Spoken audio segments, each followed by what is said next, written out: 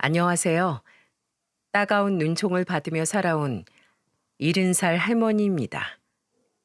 외모라는 게 참 그래요. 외모로 사람을 평가하면 안 된다고 하면서도 제일 먼저 눈에 띄는 겉모습으로 그 사람의 인상을 결정짓곤 하는 아이러니한 짓이죠. 이미 다 늙어버린 할머니가 왜 아직도 외모에 대해 집착을 하고 있냐고 물으실 수도 있겠네요. 하지만 제겐 그럴 만한 이유가 분명 있었답니다.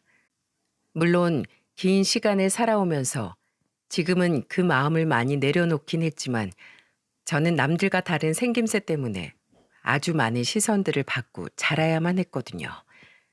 제 굴곡진 인생사 한번 들어봐 주실래요? 저는 경기도의 시골에서 나고 자랐습니다. 남의 땅에서 농사를 짓던 저희 부모님은 꽤나 가난하셨어요. 가난이라는 불행을 이겨내고자 두 분은 매우 열심히 일을 하셨습니다. 매일같이 논에 나가 계셨던 부모님 대신 저와 오빠는 어릴 적부터 부엌 일을 배우게 되었어요. 가난하긴 했지만 평범한 삶을 살아가던 10살의 어느 날, 제 인생을 뒤집어 놓은 커다란 사건이 절 찾아왔습니다. 오빠! 오빠!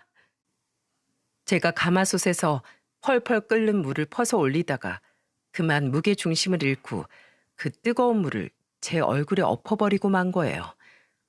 그런데 그 시골에 병원이 어디 있었겠습니까? 오빠가 다친 저를 얻고 논에 계신 부모님에게 달려갔지만 두 분도 발만 동동 구를 뿐 어찌할 바를 모르셨죠. 그렇게 전 왼쪽 얼굴과 팔에 엄청난 화상 흉터를 갖게 되었어요. 국민학교 친구들은 저더러 괴물이라고 놀리며 절 기피했고 저와 짝꿍이라도 되었다 치면 엉엉 울며 선생님께 짝을 바꿔달라고 떼를 쓰곤 했습니다. 엄마는 그런 제 얼굴을 보며 매일 밤 눈물 지으셨고 아버진 절 볼 때마다 한숨으로 일관하셨죠. 잘못한 것이 없는데도 저는 그런 부모님의 모습을 볼 때마다 기가 죽어 이불 안으로 숨어들곤 했습니다. 시간이 흘러 오빠는 옆 동네 이장님의 딸과 결혼을 한 후 도시로 이사를 갔어요. 하지만 전 홍기를 한참 넘긴 후에도 결혼을 하지 못했죠. 동네 어른들이 주선을 하려고 해도 상대 쪽 집에서 제 얼굴을 보고는 늘 퇴짜를 놓았으니까요.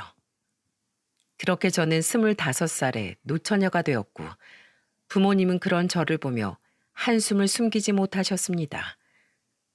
그럴 때마다 저는 부모님의 눈치를 보며 죄인이 된 듯한 마음으로 고개를 푹 숙였죠. 그러던 어느 날 아버지께서 기쁜 표정으로 말씀하시더군요. 순남아, 드디어 네 혼처가 정해졌다. 네? 아니 여보, 그게 정말이에요? 누군데요? 어디 사는 사내랍니까? 네? 아버지의 말에 엄마 또한 두 눈이 휘둥그레지며 아버지한테 질문을 퍼부으셨어요. 상대는 도시에 사는 동네 어르신의 먼 친척이라고 했습니다. 29의 노총각이라는 말에 엄마는 짐짓 어두운 안색으로 물으셨죠. 아니, 도시에 사는 멀쩡한 총각이 왜 그 나이가 되도록 결혼 한번 못했대요? 어디 문제가 있는 사람 아니래요? 그게 손가락이 하나 없대. 젊은 시절 공장에서 일을 하다가 다쳤다나 봐. 그래도 그것 빼곤 사람 좋고 인성도 좋대. 부친이 좀 논팽이라곤 하는데 모친되는 사람은 모난 구석이 없다네.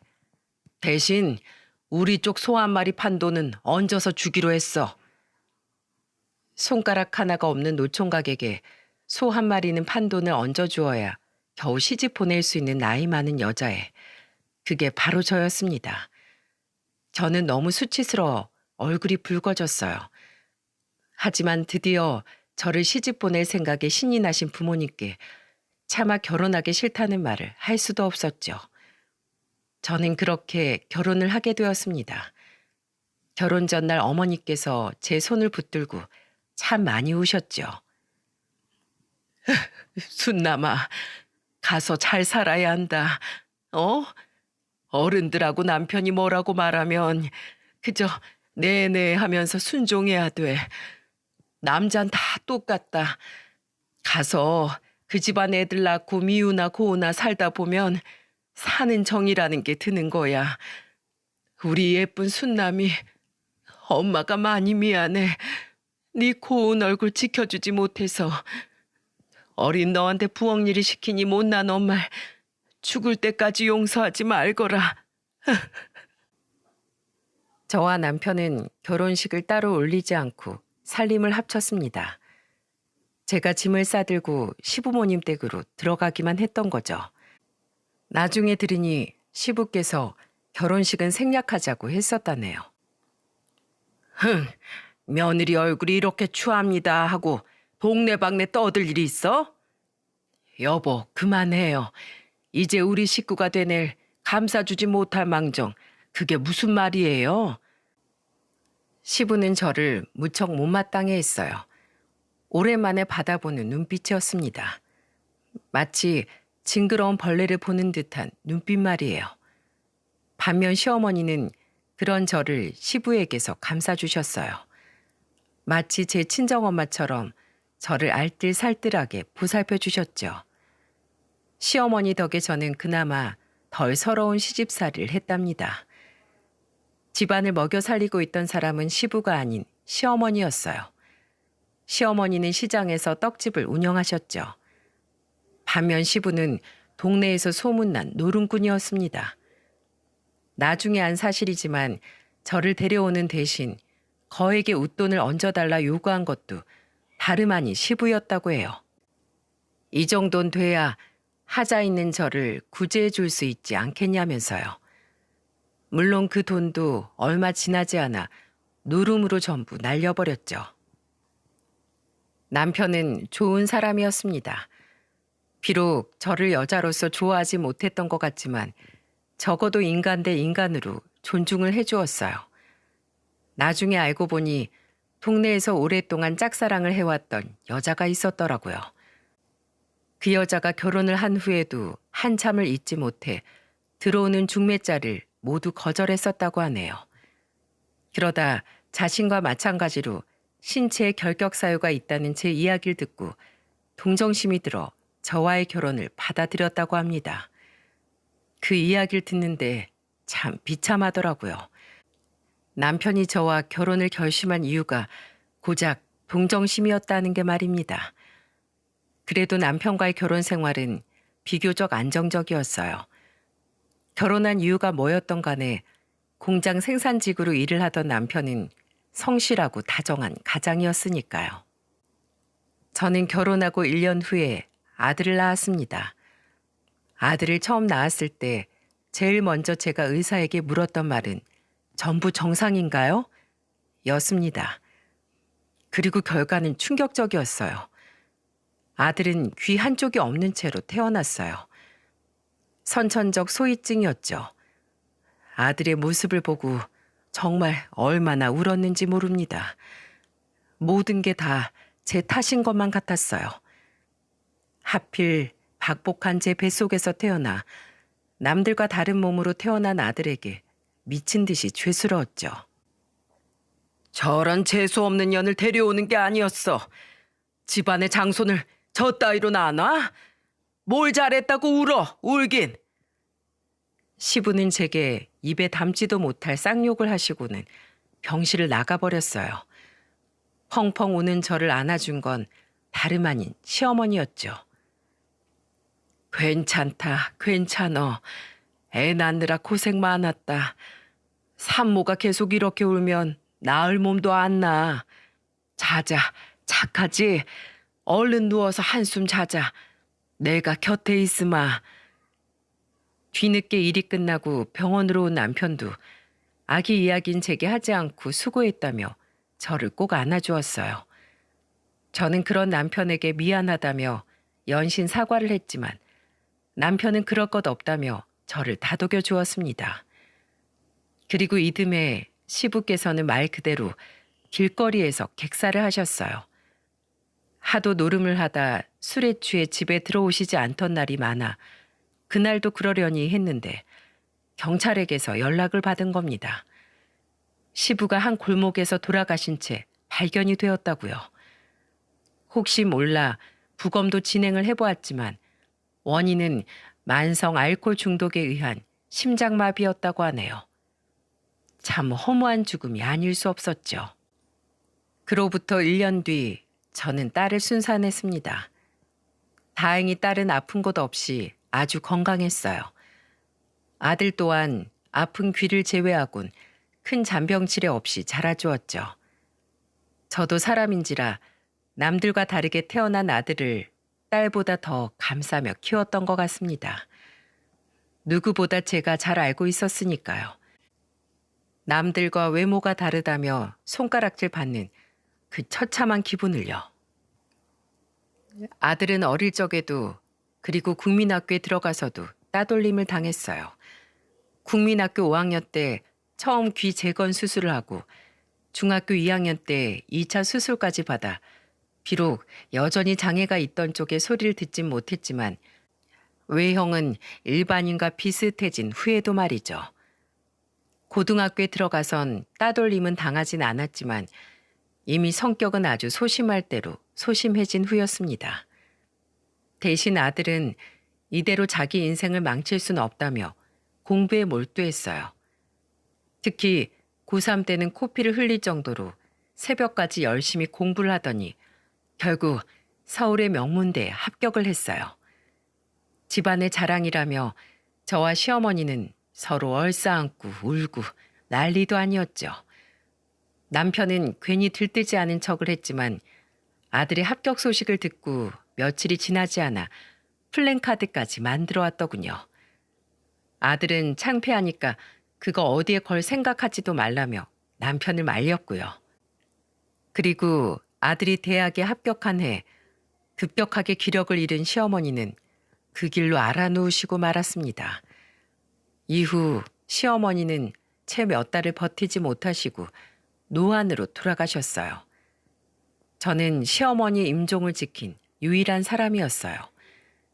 시어머니는 직장을 간 남편과 각각 학교에 간 아들, 딸이 돌아오기 전인 대낮에 아주 조용히 눈을 감으셨거든요. 숨을 거두시기 전 시어머니께선 제 손을 잡고 이렇게 말씀하셨습니다. 어머마, 우리 집에 시집 와줘서 내 며느리가 되어주어서 참으로 고맙다. 나는 네가 있어 참 좋았다만 혹시 시집 와서 서러웠던 일이 있다면 그 원망은 전부 나한테 넘기려무나. 내가 네 서름 모두 가지고 떠날게. 내 평생 마음에 걸렸던 일이 있다면 우리 손자 용우였다. 네 아픈 손가락인 용우가 혹시라도 잘못되면 그 죄책감이 어멈 네 가슴에 평생 남을까 내 얼마나 노심초사했는지 몰라. 그런데 우리 용우가 저렇게 번듯한 명문대에 입학한 모습을 보니 그런 내 시름이 한결 덜어졌다. 이게 다 네가 용우를 단단하게 잘 키워서 된 일 아니겠니? 그러니 부디 너도 네 자신을 이제 좀 아끼고 사랑해주며 살면 좋겠구나. 널 두고 먼저 가서 미안하다. 사랑한다. 이후 저는 시어머니의 떡집을 이어받아 장사를 시작했고 놀기 좋아하던 딸은 그래도 자기 오빠의 영향을 받았는지 열심히 공부해 경기권의 사범대 체육과를 졸업하게 되었습니다. 아들은 대학원에 진학해 박사과정을 모두 수료한 후 한 대기업 연구원으로 취업을 했고 딸은 중학교 체육교사가 되었죠. 그리고 어느 날 다 같이 갈비를 뜯던 저녁 식사 자리에서 아들은 폭탄 선언을 했습니다. 저 결혼하고 싶은 여자가 생겼어요. 뭐? 결혼? 네가? 저뿐만 아니라 가족들 모두 깜짝 놀랐어요. 유일하게 아들에게 걱정되는 점이 있었다면 그건 바로 아들에게 영 결혼 생각이 없어 보였다는 거였거든요. 34이 될 동안 이 숫기 없는 놈이 결혼은커녕 연애 한 번 하는 모습을 본 적이 없었으니까요. 조금 결이 다른 이야기긴 하지만 제 혼처를 찾지 못해 걱정하시던 제 친정 부모님의 마음을 조금 알 것도 같았달까요? 게다가 혹시 귀의 장애 때문에 좋다는 여자가 없는 건 아닐까 무척이나 걱정했거든요. 아들이 조금 까칠하고 소심하게 자란 것도 여자를 만나지 못하는 것도 모두 아들을 그렇게 낳은 제 탓인 것 같아 마음이 아프기도 했고요. 회사 선배님이 계속 부탁해서 선자리에 나간 적이 있는데요. 거기서 만났어요. 저보다 4살 어리고 꽃집 하는 사람인데 무엇보다 어른을 공경하는 모습이 참 좋더라고요. 이후 처음 만나본 며느리는 아들 말대로 우리에게 참 깍듯하게 대했습니다. 무엇보다 흉측한 얼굴을 애써 화장으로 가린 제게 이렇게 말하더라고요. 어머님, 립스틱 색이 너무 예뻐요. 저도 꽃꽂이 하는 사람으로서 한 센스 하는데 어머님 안목이 정말 좋으시네요. 고마웠습니다. 생전 겉모습에 관한 것으로 칭찬을 받아본 게 처음이었거든요. 아들 또한 그런 며느리의 모습을 흐뭇하게 바라보았고요. 그렇게 1년 후 아들을 결혼시키자 이제 제가 해내야 할 인생의 숙제 하나를 끝낸 것 같았습니다. 그리고 그제야 제 눈에 제 딸이 보이더라고요. 자기도 공부하고 일하느라 바빴을 텐데 매번 자기 오빠 힘들다며 도시락 싸다 주고 일하는 저 힘들다며 퇴근한 제 발을 주물러 주고 종종 제게 용돈까지 챙겨줬던 착한 제 딸이요. 정작 자신은 연애 한 번 한 적 없었으면서 말입니다. 저는 이제라도 딸이 시집을 가기 전에 해줄 수 있는 모든 걸 해줘야겠다고 다짐했어요. 하지만 제가 딸에게 더 잘해줄 수 있던 시간은 그리 길지 못했습니다. 당시 다니던 중학교가 집에서 멀지 않았던 터라 딸은 자전거를 타고 출퇴근을 했었어요. 그리고 아들이 결혼한 지 1년 뒤 자전거를 타고 퇴근을 하던 딸은 빗길에 미끄러진 차에 치여 허무하게 세상을 떠나고 말았습니다. 수연아, 아이고 내 딸, 이게 무슨 일이야. 수연아, 엄마 왔다. 제발 눈 좀 떠. 아이고, 아이고. 천사 같은 내 딸의 마지막이 이렇게 허무할 줄 도대체 누가 알았단 말입니까? 이렇게 빨리 세상을 등질 줄 알았다면 우리에게 남은 시간이 이렇게 짧을 줄 알았더라면 더 일찍 더 많이 잘해줬을 것을요. 하지만 후회해서 어쩌겠습니까? 이미 때는 늦었고 딸은 제 곁에 없었죠. 그런데 딸이 죽은 다음 날 화장실을 다녀오던 길에 빈소박 대기의자에 앉아 대화를 나누던 두 사람의 뒷모습이 눈에 띄더군요. 며느리와 사돈이었어요. 다가가서 아른채를 하려는데 들려오는 충격적인 사돈의 말에 저는 그 자리에 굳어버리고 말았습니다. 자식 둘 중에 하나가 비명 행사를 했으니 유산은 다 너한테 오겠다. 쉿, 조용히 아빠. 여기 장례식장이야. 그리고 시부모님 두 분 다 멀쩡히 살아계시는데 유산은 무슨 유산이야. 게다가 나한테 오는 게 아니고 내 남편한테 가는 거지.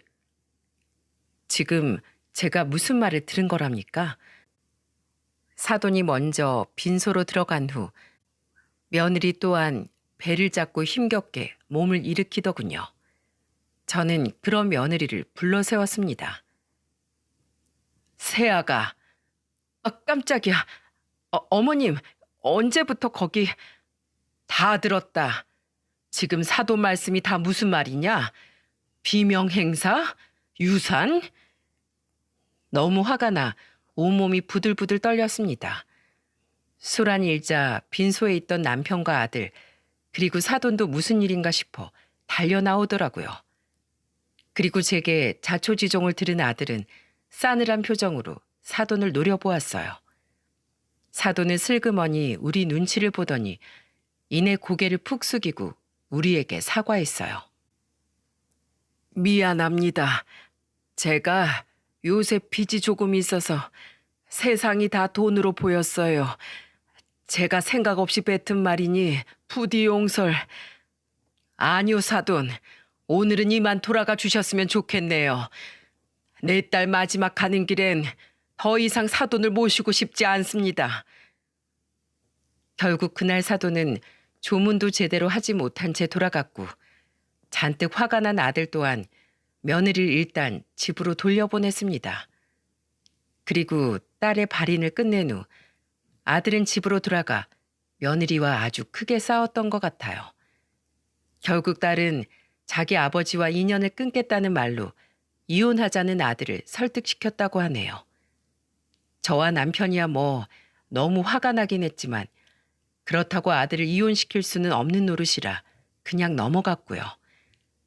따지고 보면 며느리가 한 말도 아닌데 그런 부친을 둔 며느린 무슨 죄인가 싶기도 했지만 사실 한동안 며느리가 곱게 보이지 않던 건 어쩔 수 없었네요. 자연스러운 세월의 풍파는 저와 남편에게도 찾아왔습니다. 계속해서 떡집을 운영하던 저와 달리 남편은 정년 퇴직을 한 이후 자꾸만 몸이 약해졌어요. 그리고 남편은 결국 지병이 악화되어 딸이 세상을 떠난 지 5년 만에 하늘로 떠나버리고 말았습니다. 자식의 죽음과는 참 달랐던 게 이미 조금씩 마음의 준비를 하고 있어서 그런지 죽을 듯이 슬프진 않더라고요. 저는 숨을 거둔 남편의 손을 잡고 마지막 작별 인사를 해주었습니다. 우리 비록 남녀의 가슴 저린 사랑으로 이루어지지 못했어도 참 의리 있게 살았어요. 그렇죠.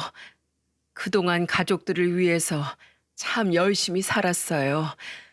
당신 멋진 남편이자 가장이었답니다. 이젠 가서 편히 쉬어요.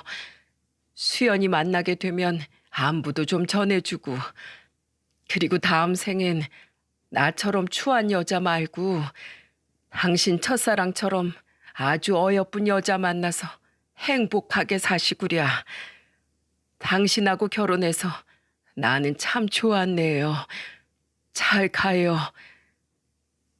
남편이 세상을 떠난 이후 텅 빈 집에서 참 많이 힘들어했습니다. 시어머니가 돌아가신 후 우리 네 식구끼리 처음 이사를 왔던 집이었는데 이젠 이 집에 혼자 남았다는 사실이 슬프고 공허했어요. 그런 제 심정을 알았는지 아들은 하루가 멀다 하고 제 집으로 찾아왔습니다. 뭘 이렇게 자꾸 와? 집에서 너희 식구들이 기다린다. 너도 네 가정을 챙겨야지. 지금 저한테 엄마보다 중요한 게 어딨어요. 밥은 잘 챙겨 드시고 있는 거예요? 안 되겠어요, 엄마. 저희 집으로 가요. 네? 아서라, 아직 너희 애들도 어리고 어멈도 몸이 약해져서 집에서 쉬고 있다며. 늙은이가 괜히 갔다가 침만 된다. 솔직히 사무치는 외로움에 아들의 말에 동요가 되지 않은 건 아니었어요. 하지만 제가 힘들다고 며느리를 힘들게 할 수는 없었어요. 며느리의 의사를 몰랐으니까요. 남편이 세상을 떠난 지 얼마 되지 않아 며느리는 다시 일을 시작했습니다. 원래 하던 꽃집이 아닌 웨딩 플래너로서 개인 사업을 시작했어요. 회사와 사업자 대 사업자로 계약을 맺고요. 저야 그게 뭔지 잘은 모르지만 며느리가 전화로 제게 그러더라고요. 아는 언니가 그러는데 이게 꽤 돈이 벌린다고 하더라고요. 게다가 일전에 부케를 만들어서 팔다 보니까 저도 웨딩 쪽으로 지식이 꽤 생겨서 잘할 수 있을 것도 같고요. 하지만 며느리는 점점 바쁘다는 핑계로 제게 안부 전화를 하지도 절 찾아오지도 않았습니다. 심지어는 명절 때도 개인 사업자에게 휴일이 어디 있냐며 아들과 손자들만 저희 집에 보내더라고요. 그 웨딩 사업이라는 게 그렇게 바쁘냐? 명절에도 못 올 만큼. 글쎄요. 일하는 본인이 그렇다니 그런 거겠죠 뭐. 아들에게 물어도 잘 모른다는 대답뿐이었어요. 하지만 며느리의 바쁜 사업은 그리 오래가지 못했어요. 당시 전 세계를 강타했던 그 시국 아시죠? 마스크 시국이요. 저 또한 사람들이 외출을 잘 하지 않고 인터넷으로만 배달을 시키던 시기라 장사가 잘 되지 않아 가게를 팔고 집에서 쉬고 있었거든요. 그때 당시 많은 커플들이 결혼식을 미뤘다고 하더라고요. 하객 인원 제한 때문에 말이죠. 그리고 예비 부부들을 대상으로 사업을 하던 며느리는 그만 직격탄을 맞아버리고 만 겁니다. 아들에게 이 이야기를 듣고 걱정이 된 저는 며느리에게 전화를 걸었어요. 오랜만에 안부를 묻고 위로라도 해주려고요. 하지만 전화를 받은 며느리의 목소리엔 찬바람이 쌩쌩 불었습니다. 며느라, 잘 지내니? 애들 아빠한테 소식 들으셨다면서요. 저 놀리세요 지금? 뭐? 아니 난 그냥 널 좀 위로해 주려고 전화한 거다. 아니면 그동안 일 핑계로 명절에도 안 찾아왔으니 이제라도 얼굴 비추라고 말씀하시려던 건 아니고요? 아니다, 됐다. 내가 때를 잘못 맞춰 전화했던 것 같구나. 쉬어라. 사업이 어그러져서 그런지 며느리의 말엔 하나하나 전부 가시가 들어있더라고요. 당황스럽기도 하고 화도 났기에 저는 이만 전화를 끊었습니다. 저런 상태의 며느리와 더 이야기해봤자 대화가 되지 않을 것 같아서요. 그리고 며칠 뒤 웬일로 며느리에게서 다시 전화가 오더군요. 저기 어머님, 왜? 솔직히 아직 앙금이 풀리지 않았던 터라 저 또한 말투가 곱게 나가진 않았습니다. 그런데 며느리는 며칠 전과는 아주 다른 사람처럼 살갑게 굴더라고요. 아직 화나셨어요? 죄송해요. 제가 요새 날이 너무 서 있던 터라 제정신이 아니었나 봐요. 그래서 이렇게 사과드리려고 전화드렸어요. 그땐 정말 제가 죄송했어요. 며느리는 제게 쩔쩔매며 사과를 하더군요. 원체 먼저 전화를 하지 않던 애였던지라 정말 제게 미안해서 전화했나 싶어 저는 기분이 조금 누그러졌어요. 됐다. 돈이 걸리면 부처도 아수라가 된다고 하더라.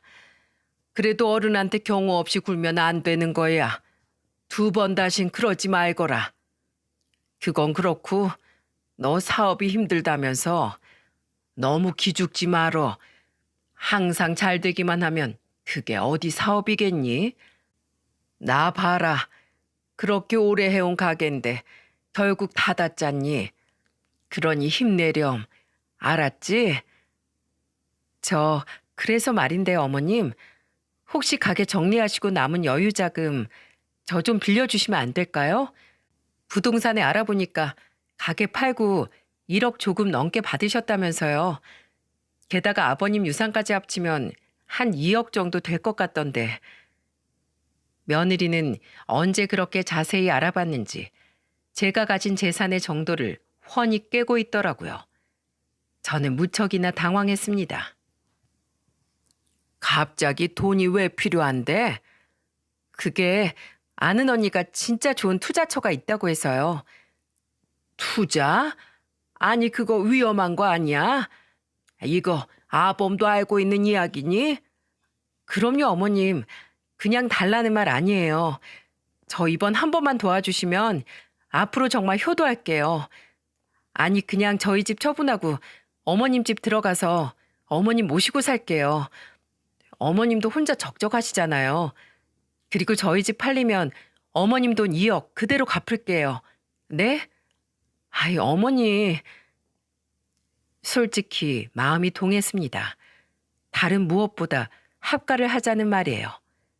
저 일까지 그만두고 사실 정말 외롭고 적적했거든요. 하다못해 어느 날은 너무 심심해서 벽에 걸린 남편 사진을 보고 2시간을 내리 떠든 적도 있을 정도로요.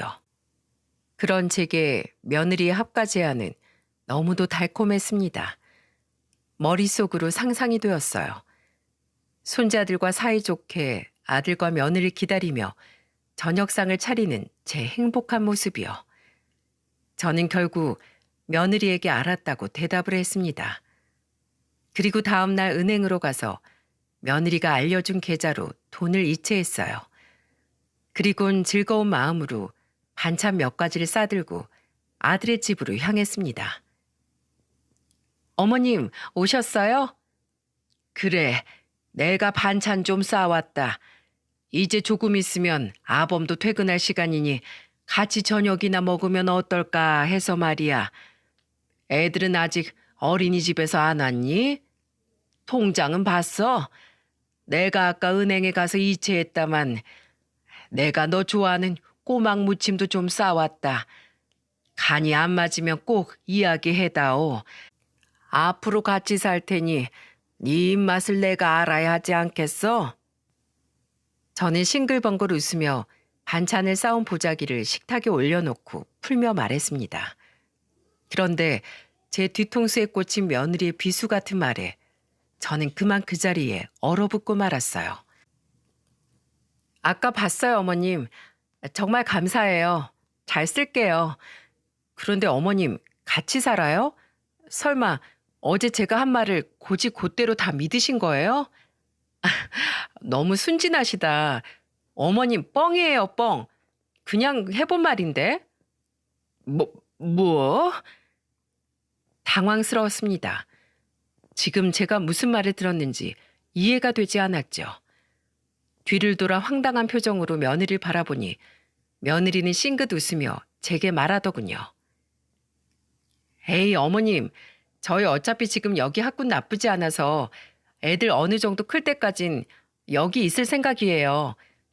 게다가 방도 3개라 어머님 모시기도 여의치 않고요. 전부 뻥은 아니고요. 딱 애들 고등학교 졸업할 때까지만요. 그때까지만 기다려주시면 그때 우리 학가해요. 그럼 그때 집 팔아서 빌려주신 2억도 전부 갚을게요. 그리고 어머님, 너무 저희 집 자주 찾아오지 마세요. 애들 친구 엄마들이 어머님 얼굴 보고 수군댄다고요. 아파트 단지 여자들도 마찬가지고요. 설마 우리 애들 창피하게 만들고 싶으신 건 아니죠? 얼굴이 화끈거렸습니다. 신이 났던 제 자신이 너무 한심스럽게 느껴졌어요. 왜 의심을 하지 못했을까요? 찬바람이 쌩쌩 불던 며느리가 며칠 만에 전화해서 돈을 빌려달라고 했을 땐 다 꿍꿍이가 있었을 텐데 바보 같은 늙은이가 노망이라도 난 건지 말이죠. 그렇게 어쩔 줄을 모르고 자리에 서 있는데 현관에서 큰 소리가 들렸습니다. 당신 지금 뭐라고 했어? 아들이 잔뜩 화가 난 표정으로 성큼성큼 들어오더군요. 그런 아들과 눈이 마주쳤는데 저는 정말 쥐구멍에라도 숨고 싶었습니다. 며느리는 굉장히 당황한 표정으로 아들을 똑바로 보지 못했어요. 여보, 왜 이렇게 빨리 들어왔어? 몸이 좀 안 좋아서 반차 쓰고 왔더니만 내가 지금 뭘 들은 거야? 야, 이다혜, 너 미쳤냐? 지금 누구 앞에서 뭐가 어째? 그리고 2억은 또 무슨 소리야? 엄마, 이 사람한테 돈 줬어?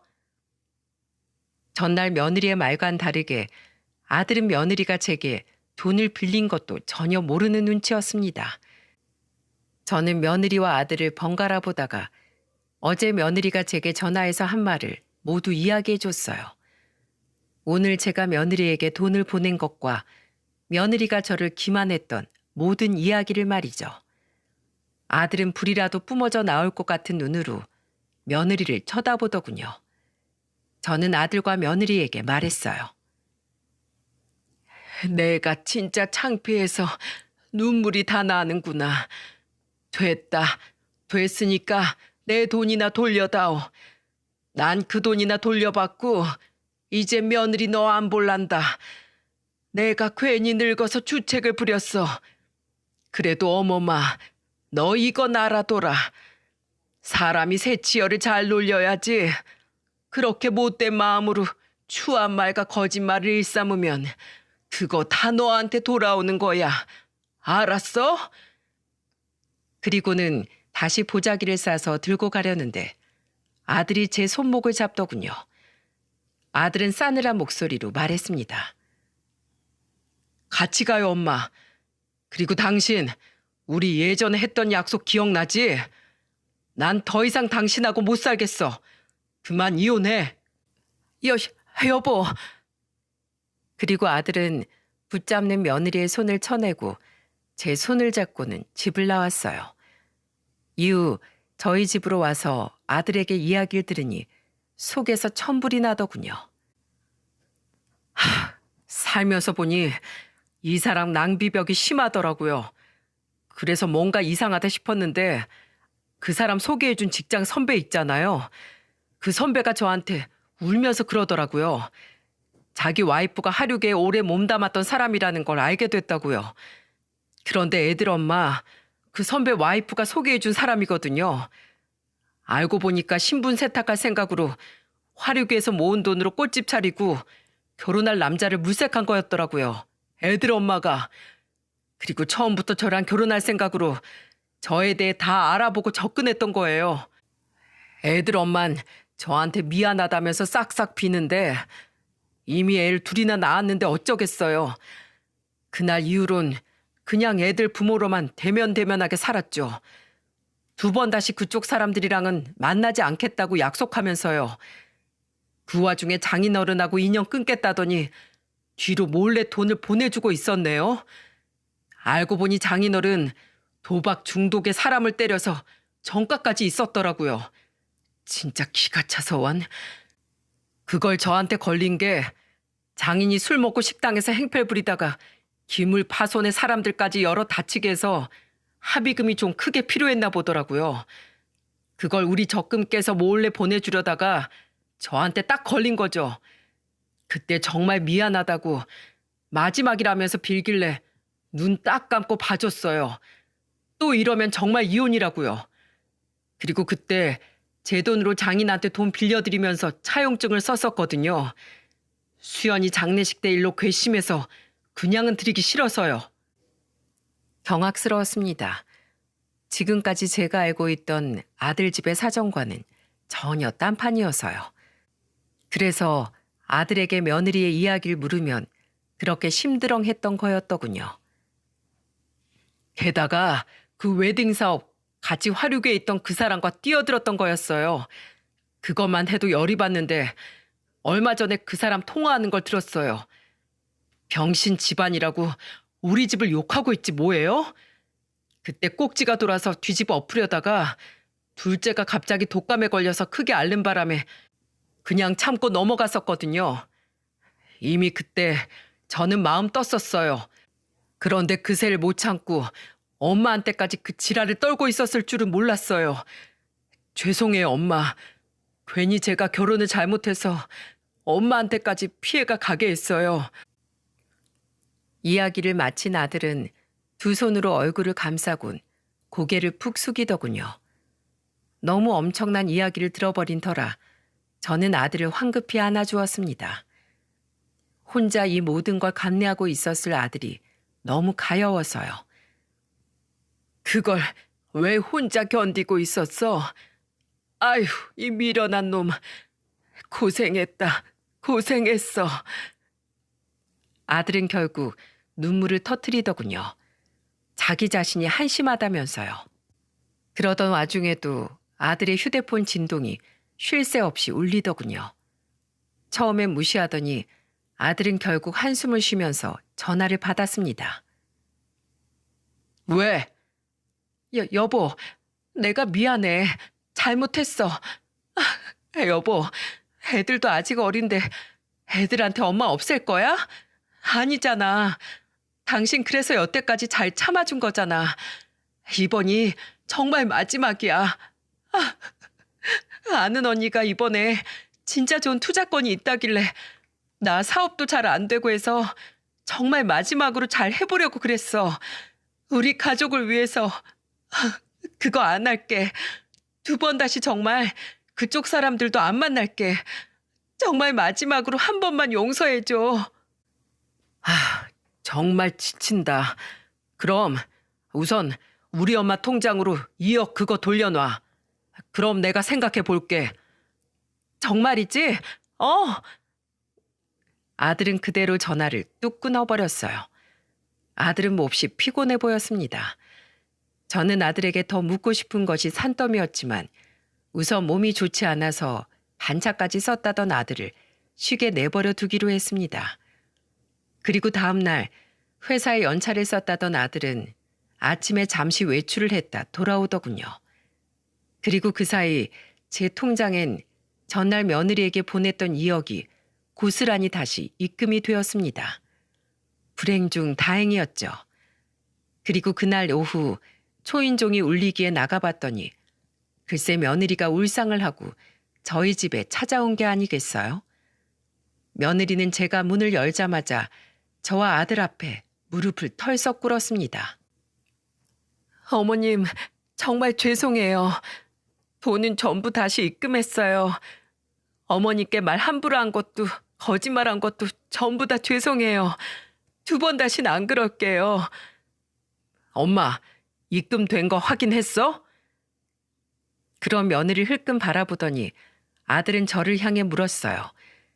저는 입금된 내역을 아들에게 보여주었고요. 그러자 아들은 방에서 웬 종이를 가지고 나왔습니다. 그리고 어리둥절한 표정의 며느리 얼굴에 그 종이를 뿌려버리더군요. 여보, 이게 뭐야? 뭐긴 뭐야? 협의 이혼 서류지. 아침에 떼왔어. 사인해. 여보, 어젠 분명히 어머니께 돈 돌려드리면 나 용서해 주겠다고 했잖아. 며느린 당황한 표정으로 아들에게 물었지만 아들은 냉소적인 표정을 짓더군요. 그리고 며느리에게 이렇게 말했습니다. 순진하게 그걸 믿냐? 다 뻥이지. 왜? 넌 우리 엄마한테 뻥쳐도 되고 나는 안 돼? 다 네가 한 대로 돌려받는 거야. 그리고 너 양심 좀 있어라. 네가 나한테 마지막이라 한 것 중에 대체 네가 나한테 지킨 말이 뭐가 있어? 나도 그동안 봐줄 만큼 봐줬어. 그리고 다른 건 다 참아도 내 엄마한테 그딴 쓰레기 같은 소리 한 거 그건 나 절대 못 참아. 아직도 날 그렇게 몰라? 그리고 너 우리 집 병신 집안이라고 욕했지? 내가 이 말은 꼭 하고 싶었는데 잘 들어. 우리 집이 외적으로 병신인 집안이면 너희 집구석은 마음이 온통 병신인 집안이야. 처남 얼마 전에 자기 아내 때려서 이혼한 거 내가 모를 줄 알지? 게다가 너 내 동생 죽고 우리 아버지 돌아가시고 나니까 우리 엄마 유산은 다 나한테 오는 거냐고 슬그머니 물어봤지. 그 뒤로 우리 엄마한테 더 이상 잘 볼 일 없다고 생각해서 안 찾아뵀던 거잖아. 내가 그때 일찍이 너랑 정리를 했었어야 했는데 내 팔자 내가 꼰 거지 뭐. 순순히 애들 양육권 나한테 넘기고 협의 이혼해.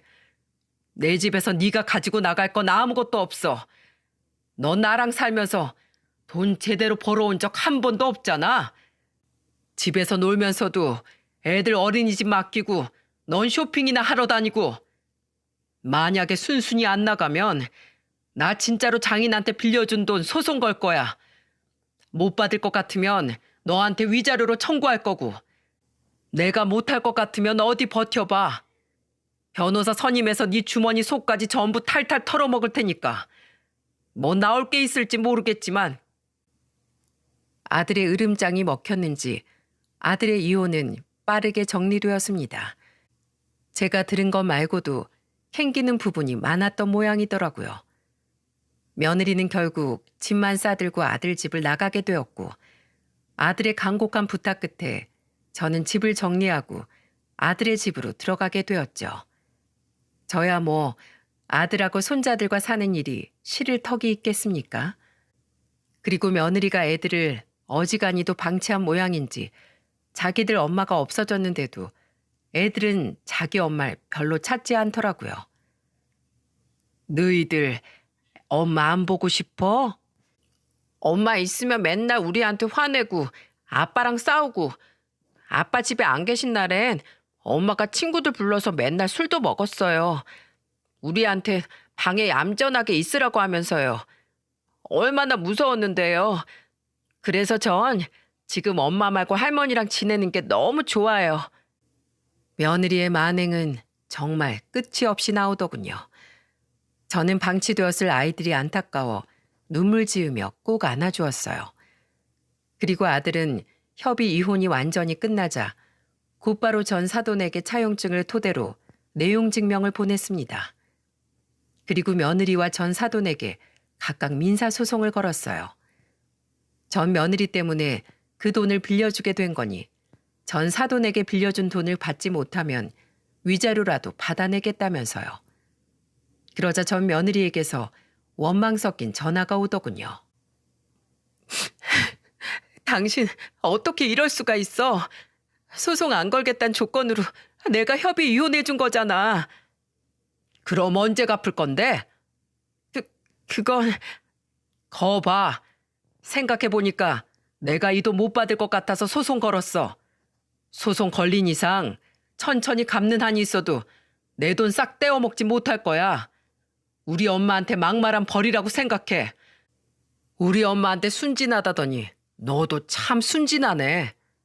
2번 다시 사적으로 연락하지 마. 그리고 아들은 며느리의 번호를 차단해버렸습니다.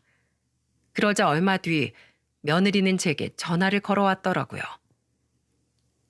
어머님, 그때 제가 정말 잘못했어요. 제발 어머님이 애들 아빠한테 말 좀 잘해주세요. 애들 아빠가 어머니 말씀이라면 그래도 껌뻑 죽잖아요. 그 사람 지금 제가 어머니께 잘못했다고 눈이 뒤집어진 모양인데 어머님이 제발 진정 좀 시켜주세요. 네? 진짜 그 돈 제가 어떻게 해서든 빨리 갚을게요. 저 정말 진심으로 뉘우치고 있어요. 며느리는 울먹이며 제게 사정을 하더라고요. 하지만 전 속지 않았습니다. 게다가 아들의 이혼 이후 어린 손자들에게 며느리가 했던 짓을 들었던 터라 오히려 며느리에게 더 화가 나 있던 상태이기도 했고요. 뉘우치려거든 내 아들 돈 갚고 알아서 뉘우치든지 말든지 하거라. 난 네가 간이 쓸개라고 해도 이제 더 못 믿겠다. 얼굴만 고우면 뭘 하니? 마음이 다 찌그러진 것을. 네가 그동안 내 아들 피 말린 것만 생각하면 내 찾아가서 머리끄댕이라도 잡고 싶은데 참는 거다. 조금이라도 염치가 있으면 손자들 눈앞에도 뛰지도 마라. 저 어린애들이 오죽했으면 자기 엄마가 없으니까 좋다는 말을 하니? 이 나쁜 거. 그대로 저는 전화를 끊어버렸고 이후 2번 다신 전 며느리의 목소리를 들을 일은 없었습니다. 아들이 이혼을 한 지도 벌써 2년이라는 시간이 지났네요. 첫째 손자는 올해 초등학교에 입학을 했답니다. 혹여 손자들이 창피할까 봐 입학식에는 가지 않으려고 했어요. 그런데 손자가 제가 안 가면 자기는 입학식에 안 가겠다며 아침부터 떼를 쓰고 울더라고요. 하는 수 없이 고개를 푹 숙이고 입학식에 참석했는데 입학식을 마치고 손자가 제게 귓속말로 이렇게 말해 주었어요. 할머니, 봐봐요. 여기 할머니랑 온 사람 나밖에 없어. 우리 할머니 최고. 앞으로도 맨날 학교에 나 데리러 와야 돼요. 손자의 그 말에 얼마나 눈물이 났는지 모릅니다. 손자는 제 외모 따윈 신경 쓰지 않고 그저 제가 할머니라는 것만으로도 저를 자랑스러워해 주었어요. 그 모습을 지켜보던 아들 또한 코끝이 찡했는지 괜히 코를 훌쩍이더군요. 지금 저는 2 손자의 재롱을 보고 아들의 극진한 보살핌을 받으며 잘 살아가고 있습니다. 그리고 손자들은 저와 제 아들처럼 어둡게 자라지 않고 밝게 자랄 수 있도록 최선을 다하고 있어요. 저는 70이 된 나이에 비로소 외모에 대한 트라우마를 조금 벗을 수 있을 것 같습니다. 세상엔 외면보다 내면이 괴물인 사람이 훨씬 더 추악하고 무섭다는 걸 알게 되었으니까요. 혹시라도 저처럼 남들과는 조금 다른 외모를 가지신 분들 모두 저보다는 조금 이른 행복을 찾으셨으면 좋겠습니다. 여러분들 또한 남들과 다르지 않은 아름답고 소중한 사람이니까요. 이상 조금 특별한 할머니의 긴 한풀이 글이었습니다. 들어주신 여러분 모두 행복하세요. 감사합니다.